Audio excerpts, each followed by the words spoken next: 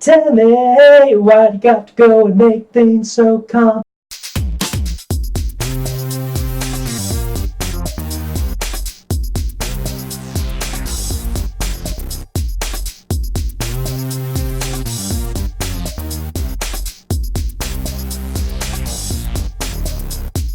Alright, this time Creative sent me a headset, and this is going to be my first headset review. So, hey, this will be fun, right?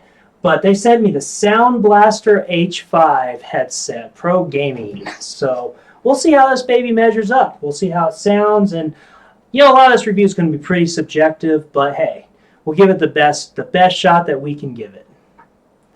So in the computer hardware world, I'm pretty used to everything coming in boxes and with styrofoam. So of course it's a little different when you see that this headset comes in a kind of fancy plastic container. I mean, very, very shelf worthy. This is the kind of thing you'd expect to see on a shelf in Best Buy or something along those kind of lines. But it's very nice. It got a very professional looking case here. The headset was positioned very nicely inside of it. Everything seems pretty well protected. Packaging wise, don't think they could have done much better than that. It looks nice, and honestly, I love that case. And the case is kind of designed for you to be able to open it up, put your headset in, and take it with you places, especially if you'd like to do LAN parties or for pro gamers who have to pack up and do those kind of things. It's nice to know that you don't have to have your headset free floating in a bag getting banged around. You can protect it very easily by throwing it back in the case. I do believe that design was very intentional. So that was a very, very nice prop. So packaging wise, there may not be a whole lot to it, but it was done well. Let's go ahead and talk about the headset and some of the design things that I noticed. Okay, so the headset itself is very sharp looking. They've got a really nice look on the side there. Of course, using the X that Creative uses is just, you expect to see some branding on there.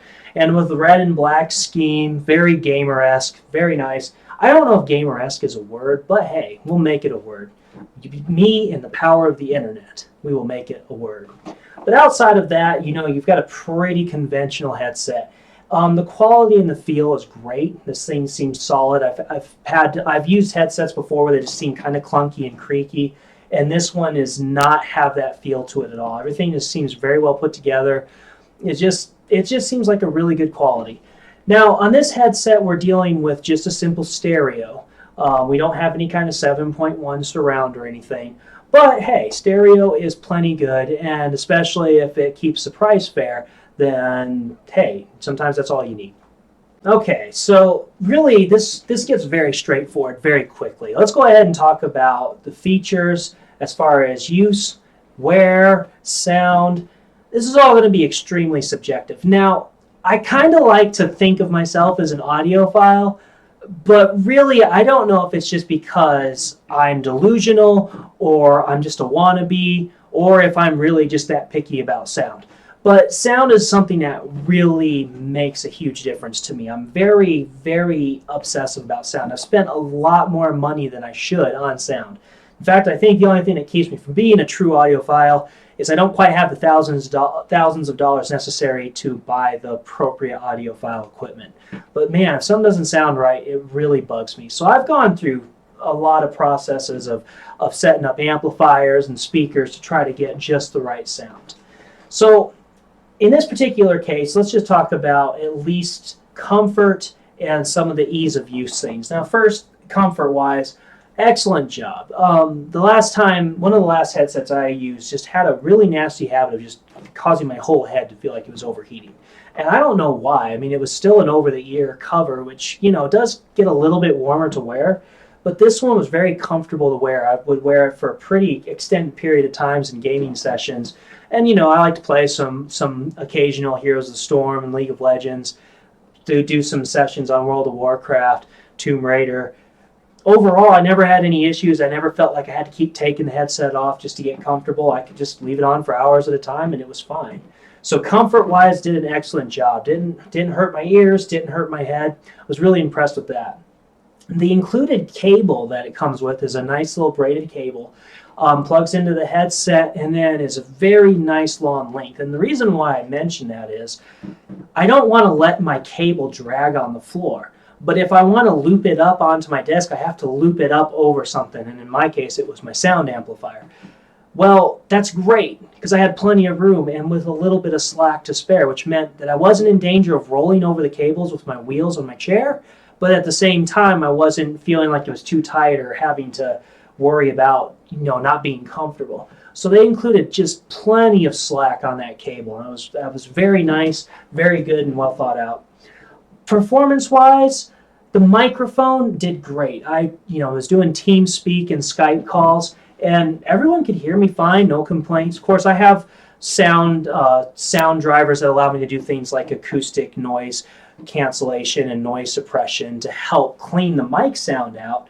But even then, there's such a thing as just really crappy mics, and this is not the case for them. They seem to have a really good, clear mic, and based off of what my friends were telling me, I sounded good. So I was happy to hear that. Now let's talk about the actual sound performance. Now once again, this kind of stuff gets super subjective, but hey, what do you got to go on? So I'll try to give you as much details as I can.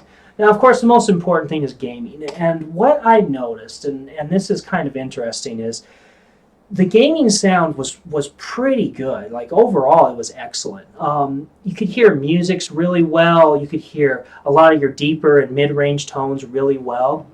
In fact, the only complaint I would have, and a very minor one, but the best I could describe it is some of those game noises like footsteps or sword clangings or gunshots, they weren't quite as crisp as what I've heard on other, say, like 2.1 speaker setups, or maybe even like a good 7.1 surround headset or anything. It's just some of those kind of tinnier, high-pitched sounds would come in feeling just the slightest bit flat. Now that being said though, I could hear everything and it was great. In fact, I could hear these better than just about any speaker setup. Now some of that's just having literally speakers right next to your ears. It helps you hear small things that you normally couldn't hear. But really they did a good job on the sound driver there. Game-wise, it was great. Now of course, listening to music, and yes, I may have been listening to Avril Lavigne, but I promise you it was just for review purposes. Life's like this shoe, where you fall and you crawl and you take and you take. Okay, so music.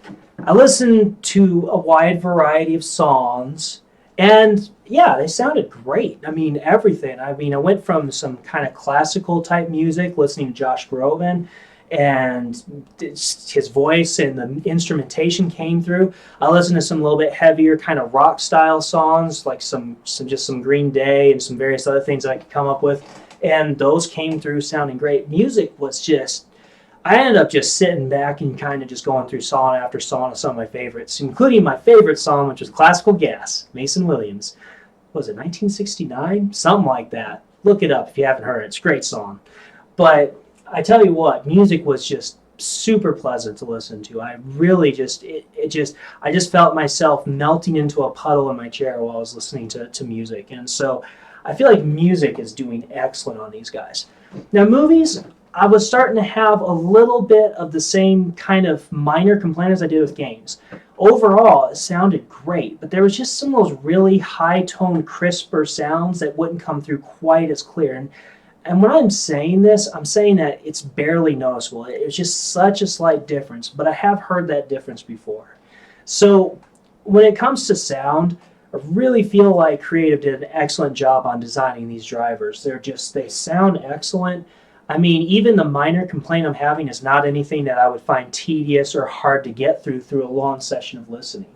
So I mean, overall, we've just got a really good unit from them. I think they're doing an excellent job. It's comfortable, it sounds great, it works well, and it's designed with the fact that, hey, maybe your computer isn't right next to where you sit, or maybe you just want to make sure you get that cord up off the ground and have some room to spare so you don't accidentally ruin your cable. They seem to have thought of everything there, and so it was a good design. I really like it.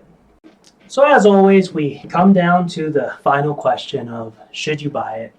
And on this one, it's kind of a hard answer. Now, and let me explain why. The biggest reason is there is so many headsets to choose from.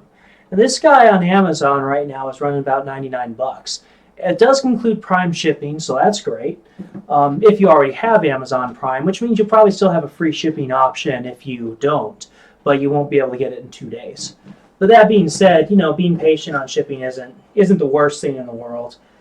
You've got a lot of competition. I mean, you've got headsets easily ranging from anywhere from $20 to higher, obviously. You've got headsets that are 7.1 surround that are running around $80.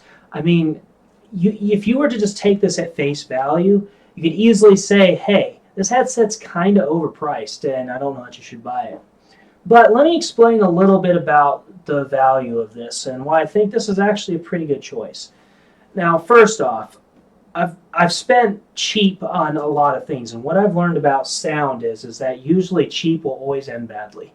I can't think of one time where I have bought a cheap speaker set and I was happy with it.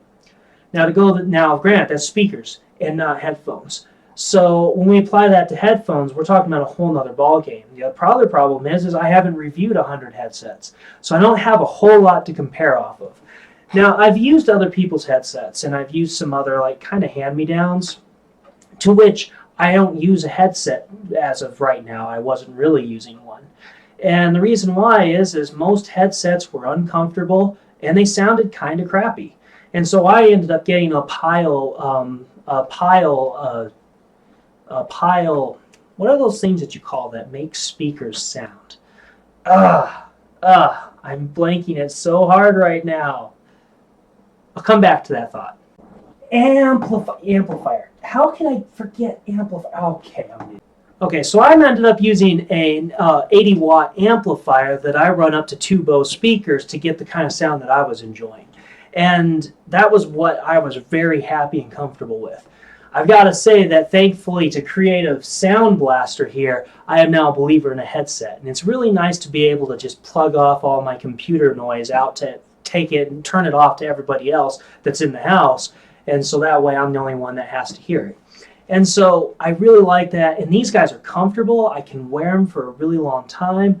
And they sound great. I really like the sound. I don't get tired of the sound. If I can't hear certain sounds and hear a good broad spectrum of what I'm trying to get, then I get very tired of it. You can look at frequency response and driver size and all that stuff until you're blue in the face. The simple fact is until you put a headset on your ears and get to hear it, there's really no good way to tell whether something's going to be designed and sound well or whether it's going to sound cheap and tinny. And I tell you what, to me, nothing ruins a gaming, a music, or a movie experience more than a cheap, tinny sound. The only time I can kind of get away with it when I'm watching TV shows that I don't care about as much. So overall, and it's kind of one of the lucky first to be review things, but I'm going to have to say that this is definitely a good headset. It's at least worth the money because it sounds good, it's super comfortable, it's quality, it just feels like a good piece of equipment. And as time goes by, I may find more sets and I may find more things that I'm like, well, this is a definite strong competition for Creative. But right now, I've got to say that more important to me than anything is, does it sound good? And yes, I will spend $100 for something that'll sound good. I may not be able to spend $1,000 for it, but I will spend $100 for it. And this thing is definitely worth $100. So I don't think I really have a choice. I'm going to go ahead and give the Sound Blaster Creative Sound Blaster X Pro Gaming H5 gaming headset Pure Overclock's Editor's Choice Award. Once again, I'll have a full written up view on the site. If you like my channel, subscribe, and I will catch you next time.